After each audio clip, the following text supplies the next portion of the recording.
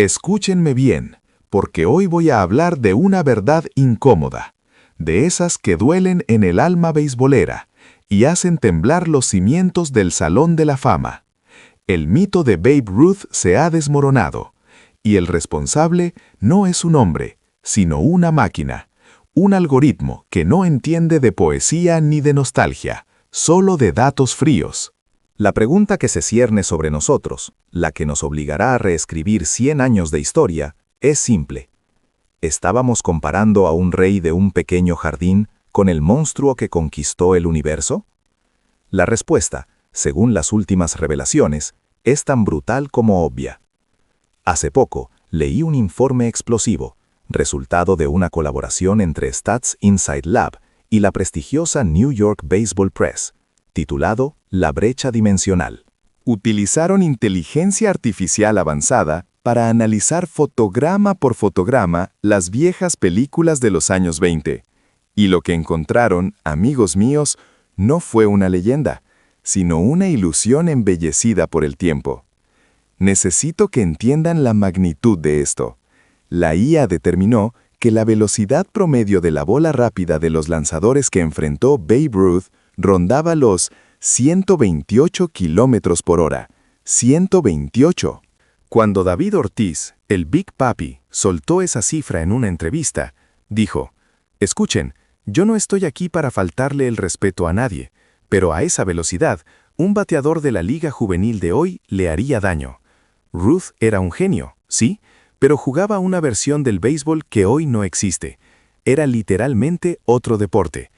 Piensen en esto: 128 kilómetros por hora. La media actual de las grandes ligas está por encima de los 155 kilómetros por hora, y Shohei Ohtani, nuestro hombre, está conectando batazos contra misiles que superan regularmente los 160 kilómetros por hora, además de bolas rompientes y splitters que viajan a 150 kilómetros por hora, lanzamientos que en la época de Ruth ni siquiera se habían inventado. La dificultad, como lo describió el Dr. Genaro López, un biomecánico de élite, ha pasado de una simple aritmética a un cálculo cuántico. Pero el contraste no termina en la velocidad del picheo. El análisis se adentró en el contexto socioeconómico, y ahí está el golpe más bajo para la mitología. Los pitchers que Ruth enfrentaba en los años 20 no eran atletas a tiempo completo. El informe detalla que muchos de ellos, incluso durante la temporada, trabajaban como zapateros, mineros o jornaleros para subsistir.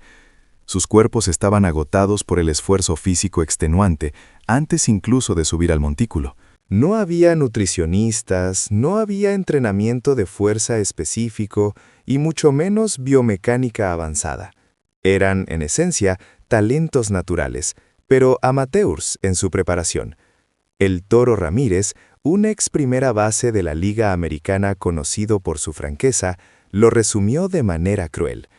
Ruth le daba jonrones a tipos que tenían la espalda rota de trabajar en la mina. En cambio, Ohtani le da jonrones a máquinas de guerra biológicamente optimizadas, lanzadores que ganan cientos de millones de dólares y que tienen un equipo de científicos detrás de cada uno de sus lanzamientos. Es una batalla campal de élite. Aquí es donde debemos detenernos a refutar el contraargumento más común, la nostalgia. Hay quienes dirán que no se puede comparar eras, que cada estrella debe ser juzgada por su tiempo. Pero la IA, que analiza la física pura del deporte, destruye esa defensa. La diferencia de 32 kilómetros por hora no es una cuestión de estilo, es una diferencia en la velocidad de reacción que roba milisegundos vitales.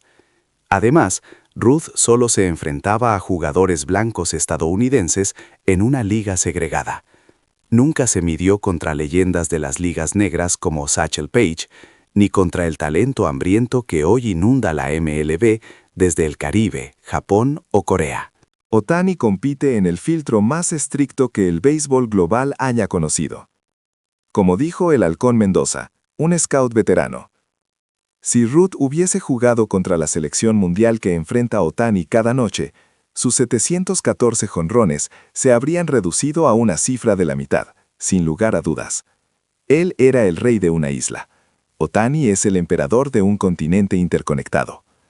La escalada de este conflicto alcanza su clímax al comparar los cuerpos.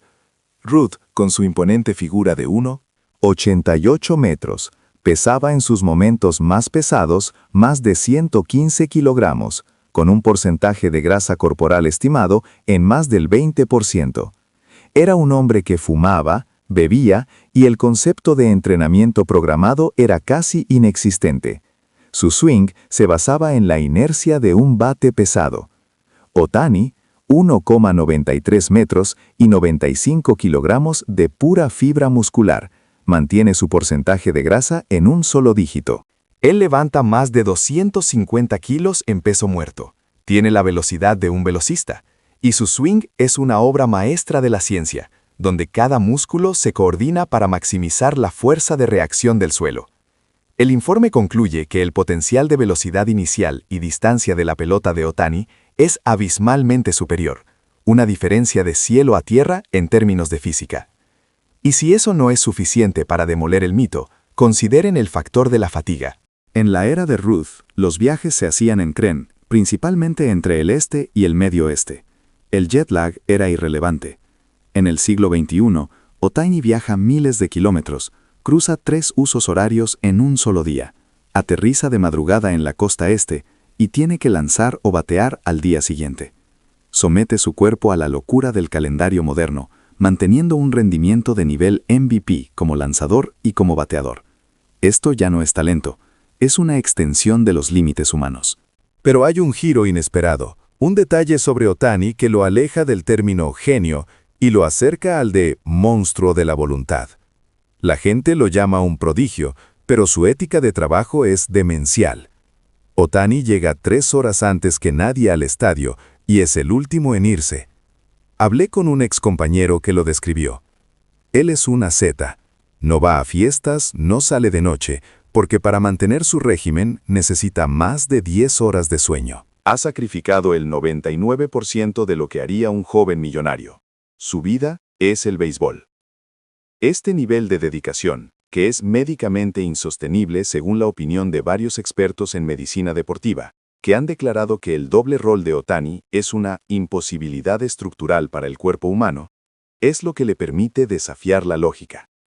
Él no es un dios, es un científico que usa su propio cuerpo como laboratorio, expandiendo la definición de lo que es posible. El bucle que abrimos al inicio debe cerrarse con la conclusión del análisis de la IA, que es la verdad más dura de todas.